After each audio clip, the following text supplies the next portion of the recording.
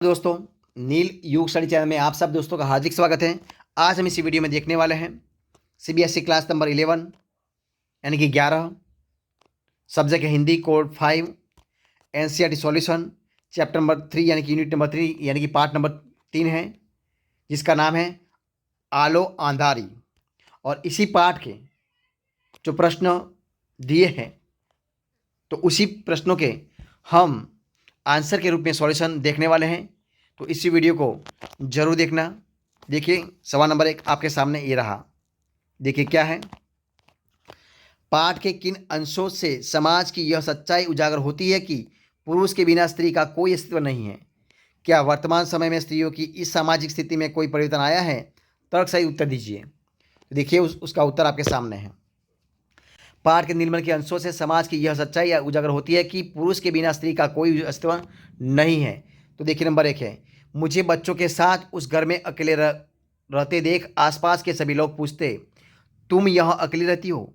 तुम्हारा स्वामी कहाँ रहता है? तुम कितने दिनों से यहाँ हो? तुम्हारा स्वामी वहाँ क्या करता है? तुम क्या यहाँ अकेली रह सकोगी? तुम्हारा स्वामी क्यों नहीं आता? ऐसी बातें सुन मेरी किसी के पास खड़े होने की इच्छा नहीं होती थी और न ही किसी से बात करने की इच्छा होती थी। बच्चों को साथ ले मैं उसी समय काम खोजने निकल पड़ती। देखिए दूसरा पॉइंट है, किसी किसी दिन घर पहुंचने में देर हो जाती तो मकान मालिक की स्त्री पूछने लगती आती थी कि इतनी देर क्यों हो गई। अब देखिए तीसरा पॉइंट है। तीसरा पॉइंट क्या है? तो ये रहा आपके सामने। देखिए क्या है, उसके यहाँ से लौटने में कभी देर हो जाती तो सभी मुझे ऐसे देखते जैसे मैं कोई अपराध करके आ रही हूँ। बाजार हाट करने भी जाना होता तो वह बुढ़ी यानी कि मकान मालकिन की स्त्री कहती, कहाँ जाती है रोज रोज? तेरा स्वामी है नहीं, तू तो अकेली है, तुझे इतना घूमने घामने की क्या दरकार? मैं सोचती, मेरा स्वामी मेरे साथ नहीं है तो क्या मैं कहीं घूम फिर नहीं सकती? नंबर 4, मैं काम पर आती जाती तो आसपास के लोग एक दूसरे को बताते कि इस लड़की का स्वामी यहाँ नहीं रहता, यह अकेली है, यह अकेले ही भाड़े के घर में बच्चों के साथ रहती है। दूसरे लोग यह सुनकर मुझसे छेड़खानी करना चाहते, वे मुझे बातें करने की चेष्टा करते और पानी पीने के बहाने मेरे घर आ जाते। नंबर 5, मैं जब बच्चों के साथ कहीं जा रही होती तो लोग ज़बरदस्ती न जाने कितनी तरह की बातें करते, कितनी सीटियाँ मारते, कितनी ताने मारते। अब देखिए पॉइंट नंबर 6, वो क्या है, मैंने सोचा कि यह क्या इतना सहज है? घर में कोई मर्द नहीं है तो क्या इसी से मुझे हर किसी की कोई भी बात माननी होगी? वर्तमान समय में स्त्रियों की सामाजिक स्थिति में परिवर्तन आया है। आज स्त्रियों जीवन के हर क्षेत्र में पदार्पण कर चुकी है। उनकी स्थिति आज पहले की अपेक्षा काफ़ी मजबूत है। वर्तमान समय में कई लड़कियों और स्त्रियों शिक्षा, धन और नौकरी के कारण अकेले अपना जीवन यापन कर रही हैं। ऐसा नहीं है कि अकेली स्त्री के बारे में लोग बातें नहीं बनाते, परंतु लोग अब पहली जैसी उद्दंडता नहीं करते। अब आम लोगों के व्यवहार में स्त्रियों के प्रति बदलाव आया है। वे अब स्त्रियों के अकेले रहने को बुरा नहीं समझते। ये है पॉइंट। अब देखिए सवाल नंबर दूसरा क्या है, अपने परिवार से तातुस के घर तक के सफ़र में बीबी के सामने रिश्तों की कौन सी सच्चाई उजागर होती है? तो देखिए उनका उत्तर क्या है, परिवार से तातुस के घर के सफ़र में बेबी को रिश्तों के कई कड़वे और मीठे अनुभव हुए। उसे रिश्तों की सच्चाई का अनुभव हुआ। अपने पति का घर छोड़ने के बाद वह अकेली और असहाय थी और उसके परिवार वालों ने उसकी कोई सहायता नहीं की। यहाँ तक कि उसे माँ की मृत्यु का समाचार भी 6 महीने के बाद दिया गया।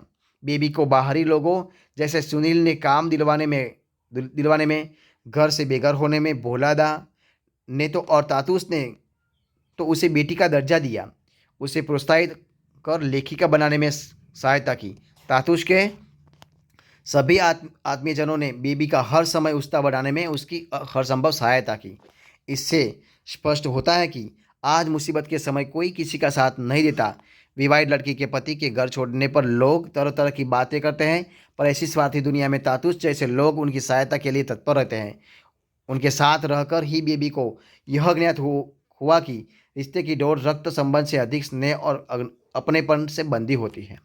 अब देखिए सवाल नंबर तीसरा, ये क्या है आपके सामने रहा। इस पाठ से घरों में काम करने वालों के जीवन की जटिलताओं का पता चलता है।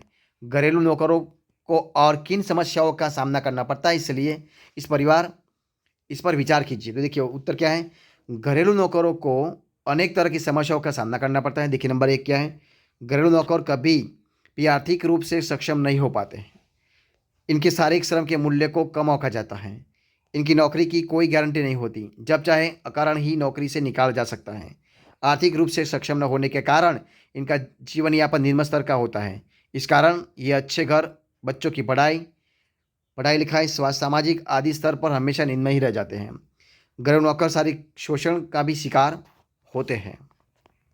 पाठ के अंतर्गत बेबी को भी ऐसी सी परिस्थितियों का सामना करना पड़ता है, जैसे देर रात तक काम करना आदि।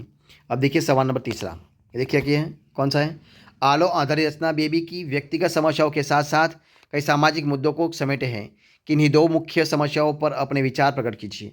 देखिए उसका उत्तर, इस पाठ के आधार पर दो मुख्य सामाजिक समस्याओं निम्नलिखित के नीचे दी गई है। एक पहला है परित्यक्ता स्त्री की स्थिति। तो यह एक मुख्य सामाजिक समस्या है। बीबी को उसके पति के साथ में न रहने के कारण समाज में अनेक कटु अनुभवों से गुजरना पड़ता है। उसे तरह तरह के प्रश्नों और तानों का सामना करना पड़ता है। विडंबना तो यह है कि इसमें स्त्रियों भी पीछे नहीं रहती है। वे भी हर संभव ऐसी महिलाओं को तंग करने का कोई भी मौका नहीं छोड़ती है। समाज का हर व्यक्ति ऐसी स्त्रियों पर अपना हक समझकर उनका शोषण करने के लिए तत्पर रहता है। पुरुष वर्ग तो उन पर नज़र रखना और उनका शारीरिक शोषण करना अपना हक समझता है। कोई भी उसकी मदद करना उसको तैयार नहीं होता है। अब देखिए दूसरा पॉइंट कौन सा है, ये रहा गंदी बस्तियाँ। तो यह भी एक सामाजिक समस्या है। यह हमारे समाज का कर्तव्य बनता है कि हर नागरिक को मूलभूत सुविधाओं प्राप्त हो। इन बस्तियों में रहने वालों को शौचालय जैसी अनिवार्य सुविधा भी उपलब्ध नहीं होती और इस कारण इनका स्वास्थ्य हमेशा खतरे में बना रहता है। अब देखिए सवाल नंबर 4, तुम दूसरी आशापूर्ण देवी बन सकती हो। जेठू का यह कथन रचना संसार की सत्य को उद्घाटित करता है। तो देखिए उसका उत्तर क्या है, तुम दूसरी आशापूर्ण देवी बन सकती हो। जेठू का यह कथन रचना संसार की विषम परिस्थितियों पर विजय पाना और प्रोत्साहन रचनात्मक को उभार सकता है। यह सत्य को उद्घाटित कर सकता है। इसी प्रकार इस कथन का आशय यह है कि मनुष्य चाहे तो जीवन की कठिन परिस्थितियों भी उसके आड़े नहीं आ सकती। आशापूर्णा देवी भी आम गृहिणी थी। सारा दिन कामकाज में व्यस्त रहने के बावजूद भी वह लेखन के लिए समय निकाल ही लेती थी। जिस किसी में भी लेखन के प्रति रुचि है, उसे यदि उचित समय पर प्रोत्साहित किया जाए तो वह अच्छा लेखन कर सकता है। बीबी के लिए भी जेठू द्वारा कहा गया यह कथन उसके लिए सत्य सिद्ध हुआ, क्योंकि आगे चलकर वह भी एक सम्मानित लेखिका बन गई। अब देखिए सवाल नंबर 5 कौन से हैं, बीबी की जिंदगी में तातुश का परिवार ना आया होता तो उसका जीवन कैसा होता, कल्पना करें और लिखें। देखिए उसका उत्तर क्या है, बीबी की जिंदगी में तातुश का परिवार ना आया होता तो बीबी को भी अन्य घरेलू नौकर की तरह ही नारकीय जीवन जीना पड़ता। शारीरिक शोषण और मानसिक शोषण का शिकार होना पड़ता। उसके बच्चे भी अच्छा भोजन और शिक्षा से वंचित ही रहते। उन्हें भी कहीं बाल मजदूर बनना पड़ता। शायद वे किसी गंदी बस्ती में जीवन बिता रहे होते। तातुश के परिवार में आने के बाद ही बेबी और उसके बच्चों की ज़िंदगी ही बदल गई। उन्हें एक सुरक्षित भविष्य मिल पाया और बेबी भी एक सम्मानित लेखिका बन गई। तो दोस्तों ये थे हमारे आज के आलो आधारी जो पाठ दिया है, उन पाठ का सारा प्रश्न और उनका आंसर का संपूर्ण समाधान यानी कि सॉल्यूशन। तो अगर आपको मेरा इस वीडियो पसंद आया हो, यूज़फुल लगा हो, तो इस वीडियो को लाइक कीजिए, कमेंट कीजिए और आपके दोस्तों में शेयर कर दीजिए। और लास्ट में अब तक आपने इस चैनल को सब्सक्राइब नहीं किया है तो उनको सब्सक्राइब करना मत भूलें। इसी वीडियो को फर्स्ट से अंत तक देखने के लिए आप सब लोगों का बहुत बहुत धन्यवाद।